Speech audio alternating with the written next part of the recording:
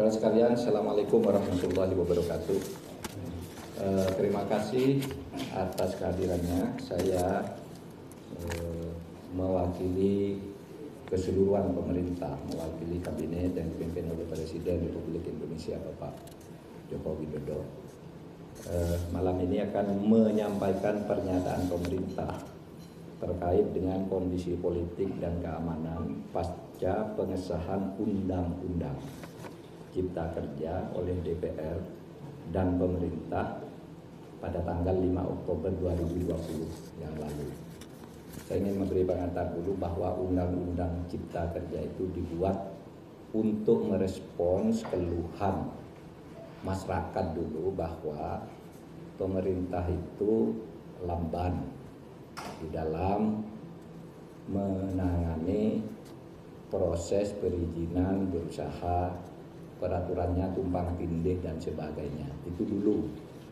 Oleh sebab itu lalu dibuat undang-undang yang sudah dibahas lama di DPR, itu semua sudah didengar, semua fraksi ikut bicara. Kemudian pemerintah sudah berbicara dengan semua serikat buruh berkali-kali di kantor ini, kantor Menko Polhukam, dan di kantor Menteri Perekonomian, kemudian pernah di kantor Menteri Tenaga Kerja. Jadi sudah bicara sebenarnya dan sudah mengakomodasi, meskipun tidak 100% dari hasil diskusi itu ditemukan jalan tengah akomodasi. Sehingga tepatnya tidak ada satu pemerintah pun dimanapun di dunia ini yang mau menyengsarakan rakyatnya dengan membuat undang-undang yang sengaja untuk itu. Yang kedua, isinya. Isi dari Undang-Undang Cipta Kerja ini pertama untuk mempermudah perizinan bagi usaha sehingga tidak birokratis dan tidak tumpang tindih, mempermudah perizinan siapapun yang mau berusaha dalam negeri maupun luar negeri. Yang kedua, menyediakan peluang untuk menampung tenaga kerja yang jumlahnya setiap tahun itu 3,5 juta. Angkatan kerja kita setiap tahun itu 3,5 juta. Dengan 82% tingkat pendidikannya di bawah SMP, sehingga tidak adaptif sebenarnya, belum siap untuk bekerja di bawah IT ya. Mereka ini pekerja-pekerja yang hanya ijazahnya SMP, SMK ke bawah.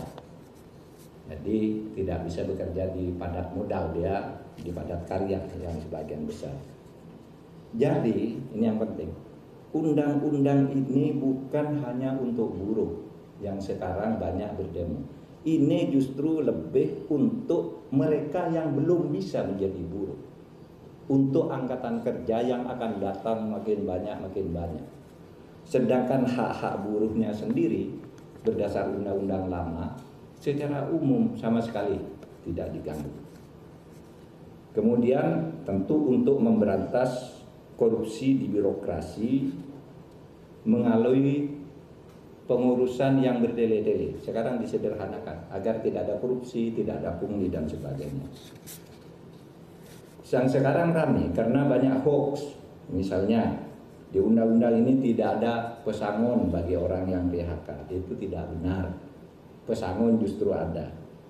Dibilang tidak ada cuti, tidak cuti haid, cuti hamil dan sebagainya. Di sini ada di undang-undang ini. Dibilang mempermudah PHK, itu tidak benar juga. Karena justru sekarang PHK itu harus dibayar kalau belum putus di pengadilan. Oleh sebab itu di undang-undang ini ada jaminan kehilangan pekerjaan. Ini dibilang tidak ada. Hoax yang banyak. Bahkan ada yang mengatakan pendidikan dikomersilkan. Ketahuilah bahwa 4 undang-undang pendidikan, 4 undang-undang di bidang pendidikan sudah dicabut dari undang-undang ini karena aspirasi. Sesudah diskusi-diskusi, tolong Pak keluarkan tuh undang-undang. Sudah kita keluarkan. Nggak ada di situ ngatur soal dunia pendidikan.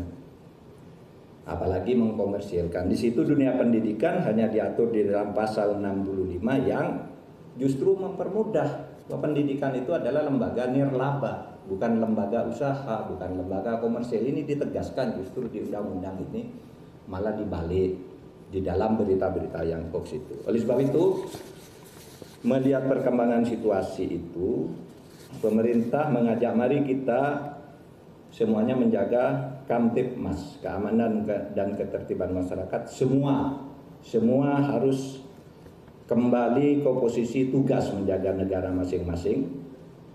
Pemerintah, rakyat, atau masyarakat, dan civil society. Mari bersama-sama ke posisi masing-masing untuk menjaga keamanan masyarakat.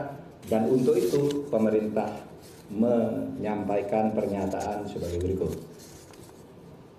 Pernyataan pemerintah terkait dengan kondisi politik dan keamanan pasca pengesahan Undang-Undang Cipta Kerja oleh DPR dan pemerintah pada tanggal 5 Oktober 2020 yang lalu.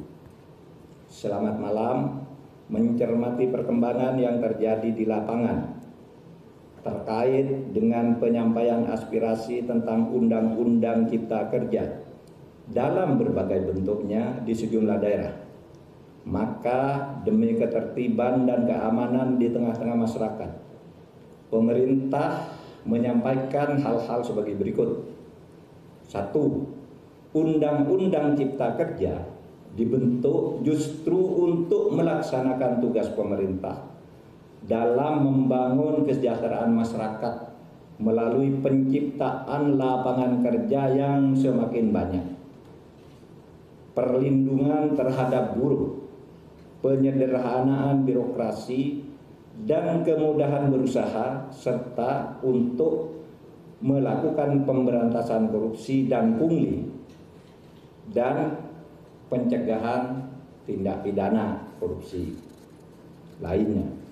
Yang kedua, pemerintah menghormati kebebasan berpendapat dan menyampaikan aspirasi terkait dengan Undang-Undang Cipta Kerja, sepanjang semua itu dilakukan dengan damai, menghormati hak-hak warga yang lain, dan tidak mengganggu ketertiban umum. Yang ketiga, pemerintah menyayangkan adanya aksi-aksi anarkis yang dilakukan oleh massa di tempat-tempat tertentu dengan merusak fasilitas umum, membakar, melukai petugas, dan juga menjarah. Tindakan itu jelas merupakan tindakan kriminal yang tidak dapat ditolerir dan harus dihentikan. 4. Tindakan merusak bangunan fasilitas umum dan serangan secara fisik terhadap aparat dan warga masyarakat merupakan tindakan yang tidak sensitif atas kondisi yang dialami oleh rakyat yang sedang berjuang melawan pandemi COVID-19 dan juga kondisi ekonomi yang sedang sulit. 5. Untuk itu, demi ketertiban dan keamanan, maka pemerintah akan bersikap tegas atas aksi-aksi anarkis yang justru bertujuan untuk menciptakan kondisi rusuh dan ketakutan di dalam masyarakat. 6. Selain berdemonstrasi dengan tertib dan tidak melanggar hukum, ketidakpuasan atas undang-undang tersebut bisa ditempuh dengan cara yang sesuai dengan konstitusi, yaitu dengan menyalurkannya dalam proses pembuatan peraturan pemerintah, perpres, permen, perkada sebagai delegasi perundang-undangan.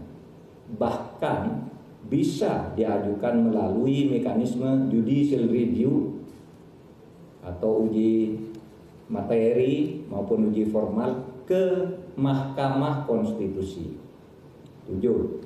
Sekali lagi, pemerintah akan bersikap tegas dan melakukan proses hukum terhadap semua pelaku dan aktor yang menunggangi atas aksi-aksi anarkis yang sudah berbentuk tindakan kriminal. Saya ulangi, 7. Sekali lagi, pemerintah akan bersikap tegas dan melakukan proses hukum terhadap semua pelaku dan aktor yang menunggangi atas aksi-aksi anarkis yang sudah berbentuk tindakan kriminal. Ditandatangani oleh Muhammad Mahfud MD selaku Menko Polhukam, Muhammad Tito Karnavian selaku Menteri Dalam Negeri, Budi Gunawan selaku Kepala Badan Intelijen Negara, Marskal TNI Hadi Cahyanto selaku Panglima TNI, dan Jenderal Polisi Idham Aziz sebagai Kepala Kepolisian Republik Indonesia. Demikian, terima kasih. Assalamualaikum warahmatullahi wabarakatuh.